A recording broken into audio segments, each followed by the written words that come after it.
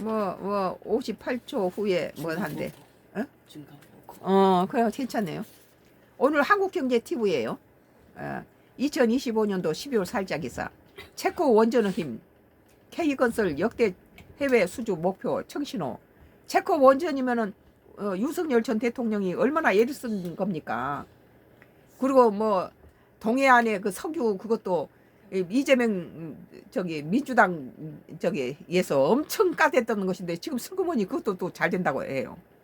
체코가 되냐 안 되냐고 난리를 치고 윤석열 갖다가 까부시고 난리를 쳤는데 지금 오늘 한국경제TV에서는 체코 원전의 힘이라고 K건설 역대급 해외 수주 목표 청신호라는 기사입니다.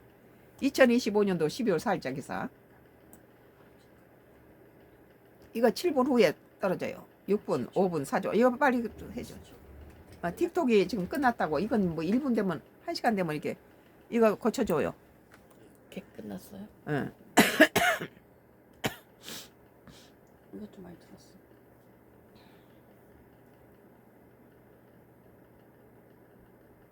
응, 이거 꽂아. 선. 알았어. 오늘 한국경제TV 2025년도 12월 4일자 기사입니다.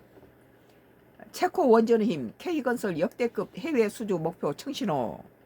이런 것 들으면 우리 국민도 기분이 좋죠.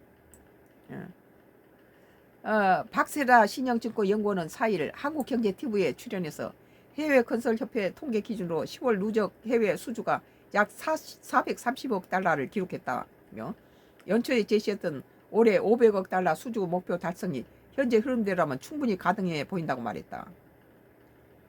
10월 누적 해외 수주가 430억인데 500억 달러 수주 목표를 달성할 거라 했는데 430억 지금 10월 누적이 10월 달에 11월 12월까지는 아직 2달 남았는데 430억 500억 달러 수준은 달성이 현재 흐름대로 간다면 된다는 거예요.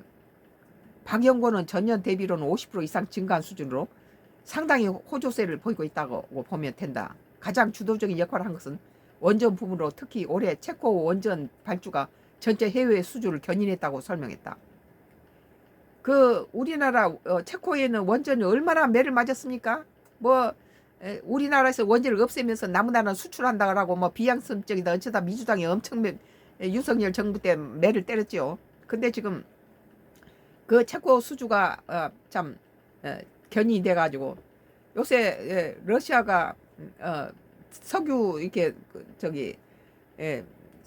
정유사가 폭탄 맞고 별로 좋지 않으니까 다시 지금 이 원전이 다시 뜨는 거예요.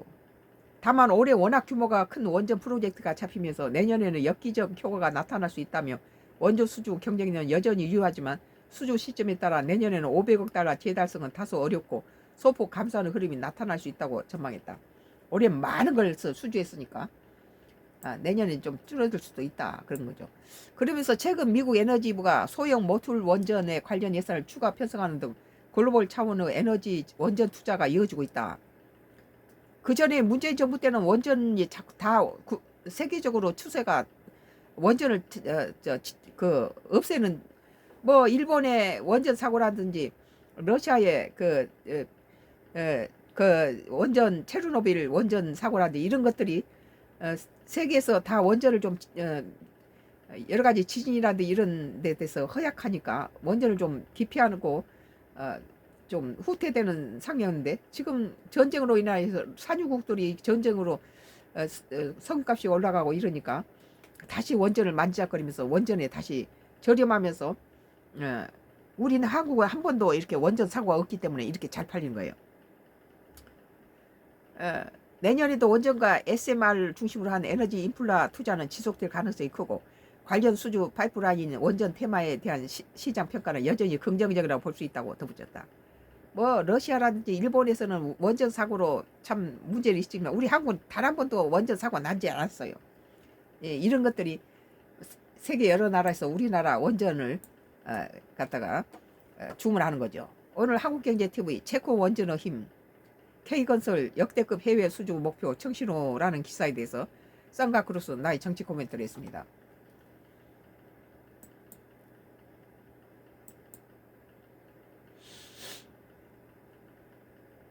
오늘 이제 이재명 대통령이 가는 거예요. MBC네요.